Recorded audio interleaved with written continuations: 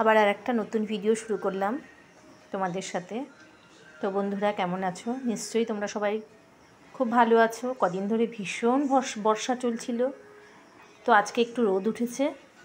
তো ভাবলাম অনেক কাজ করব, তার মাঝখানে মনের মধ্যে আর একটা জিনিসও উকি দিচ্ছিল যে অনেক দিন কাঠের উনুনে মাংস রান্না খাই না। তো তাই ভেবেছি সমস্ত কাজকর্ম গুছিয়ে নিয়ে একটু কাঠের উনুনে মাংস রান্না করব।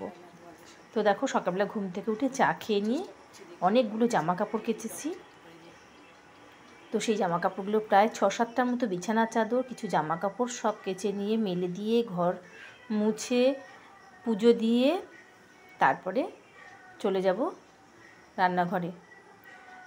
তার আগের দিন আমি রাত্রিবেলা তরকারি কেটে রেখেছিলাম, তাই তরকারি সকালবেলা কাটাটা মানে ঝামেলাটা নেই। আর সকালবেলা রুটি আর একটু সুজি করেছিলাম।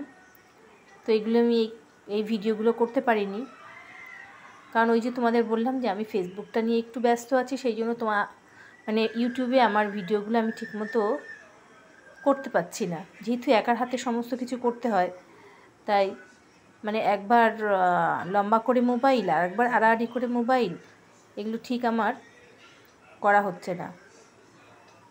তো দেখো সকালবেলা চা খেতে খেতে আমি কিন্তু এই জানলার পাশে বসে একটু বাইরের দৃশ্যটা দেখি। আমার মনটা অনেকটা ভালো হয়ে যায়, কাজে অনেকটা এনার্জি পাই। সবুজের সাথে থাকতে কে না ভালোবাসে বলো?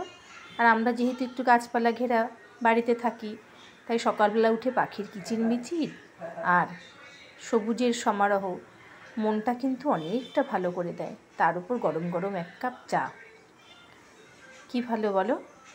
সত্যি আমি কিন্তু ভালোই থাকি সারাটা দিন, নিজের কাজকর্ম আর এই তোমাদের সাথে ইউটিউবে ভিডিও আর ফেসবুকে ব্লগ করা, এই নিয়ে আমার সারাটা দিন ভালোভাবেই কেটে যায়। বলতে পারো আমি সময় পাই না বলেই আমি ইউটিউবে ভিডিওগুলো ঠিকমতো দিতে পারছি না। তো চা খেতে খেতে বর্মশার সাথে কী একটা বিষয় নিয়ে আমি আলোচনা করছিলাম। আমার বরের জানো তো আগে কোনো চা খাওয়ার নেশা ছিল না। আমার বিয়ের পরই এই বাড়িতে মানে চা খাওয়ার প্রচলনটা হয়, কারণ আমি সকাল বিকাল দুবেলায় আমি এই রচা খাবো। আগে একটা দুধ চা খাওয়ার নেশা ছিল, কিন্তু সেটা কাটিয়েছি। মানে দুধ না থাকলে আমি আমার বরের মাথা খারাপ করে দিতাম যে আগে তুমি আমার চায়ের দুধটা এনে দাও। সে বিভিন্ন কাজে ব্যস্ত থাকে আর একটু এলোমেলো মানুষ, তাই সময় মতো সব কিছু এনে দিতে পারে না।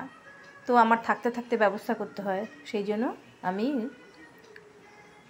দুধটা থাকতে থাকতে রেডি করতাম, আর না থাকলে আমার মাথা খারাপ হয়ে যেত। তারপরে দেখো একটু জমিতে গিয়েছিলাম, কতগুলো বেগুন তুলেছি, একজন এসছে তাকে দেবো বলে।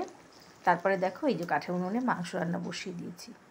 মাংসটা কিন্তু অনেক দিন পর একটু মন মতো করে রান্না করলাম, একটু লাল লাল করে গরম গরম ভাতের সাথে দুপুরবেলা খেয়েছি, জাস্ট ফাটাফাটি।